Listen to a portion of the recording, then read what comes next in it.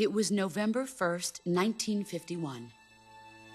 I was in the Nevada desert participating in atomic testing. The name Nevada is derived from Spanish, covered in snow, white as snow. And snow is exactly what I saw in that Nevada desert. It froze my blood white. Snake, you were an atomic test subject, weren't you? On Bikini Atoll. That's part of the reason I was drawn to you. You and I are alike. We're both slowly being eaten away by the karma of others. We'll never have the chance to die peacefully of old age. We have no tomorrow. But we can still have hope for the future. In 1960, I saw a vision of the ideal future from space. 3 years earlier, the Soviet Union had succeeded in launching Sputnik, the first man-made satellite in history, into orbit. This came as a huge shock to the United States. In response, America threw everything it had into its own manned spaceflight project, the Mercury program. Even as the Soviets seemed poised to send their first man into space, America was still experimenting with chimpanzees and rockets. The government wanted human data. So they secretly decided to send a human being into space. I was the one they chose. At the time, they didn't have the technology to block out cosmic rays, and whoever they sent up would inevitably be exposed to heavy radiation. That's why they chose me.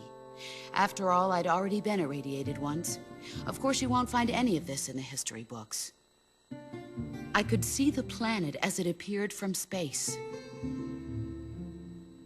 That's when it finally hit me. Space exploration is nothing but another game in the power struggle between the US and the USSR. Politics, economics, the arms race, they're all just arenas for meaningless competition. I'm sure you can see that, but the Earth itself has no boundaries. No East, no West, no Cold War. And the irony of it is, the United States and the Soviet Union are spending billions on their space programs and the missile race, only to arrive at the same conclusion. In the 21st century, everyone will be able to see that we are all just inhabitants of a little celestial body called Earth. A world without communism or capitalism, that is the world I wanted to see. But reality continued to betray me. In 1961, I was sent to Cuba, to Bahia de Cochinos. It was part of a CIA-sponsored invasion under the guise of taking Cuban exiles back to their country. But the US government betrayed them. Our weak-kneed president held back their air support. Defenseless, the exiles were annihilated by the Cuban army. All I could do was watch in silence. I was set up by the very country I'd sacrificed so much for, by the very government I dedicated my life to defending. I was driven from the surface world, and I went underground. Then, 2 years ago, I faced the sorrow, my old comrade in battle.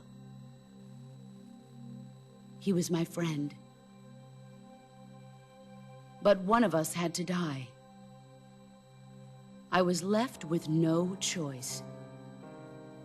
The sorrow gave his life for me. There is no enmity between us. One must live, and one must die. That was the mission. The ones who gave me that mission were the philosophers. Early in the 20th century, the true holders of power in the United States, the Republic of China, and the newly formed Soviet Union gathered together in a secret meeting that would later be known as the Wise Men's Committee. The secret pact they formed there marked the beginning of the philosophers. But the last of the original members died in the 1930s. After that, the organization began to run out of control, and the Wise Men's Committee degenerated into a mere shell of its former self. The philosophers of today have no sense of good or evil. Their influence extends to countries and organizations involved in every aspect of every war. They have become war itself. That's how they operate. The sacrifices of war cause a shift in the times. This shift leads to renewed conflict, and in turn triggers the next war. Like a nuclear chain reaction, each conflict sparks countless others, forming an endless spiral that will continue on for eternity. Do you understand what I'm saying, Snake? By consuming me and you, the philosophers intend to keep that cycle going forever. It was my father who explained all of this to me. He was one of them. You see, I am the last remaining child of the philosophers. But after he revealed the truth, my father was killed by that same shapeless, formless organization. And my father isn't the only thing the philosophers have taken from me. In June of 1944, the Cobras and I took part in the landing at Normandy. We'd been given a top-secret mission to locate and destroy enemy V-2 rocket installations. I was pregnant at the time. The sorrow was the father. I gave birth on the field of battle.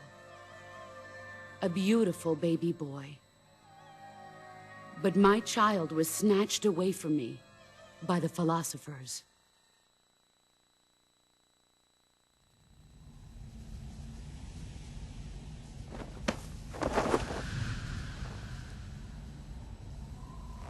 Look at this scar.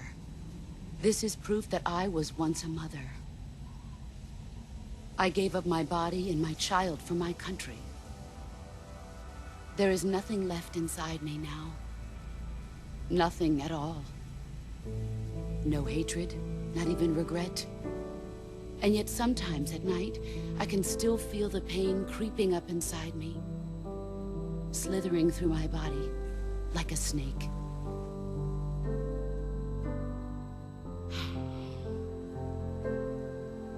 I've never talked this much about myself before. Thanks. Thanks for listening to me.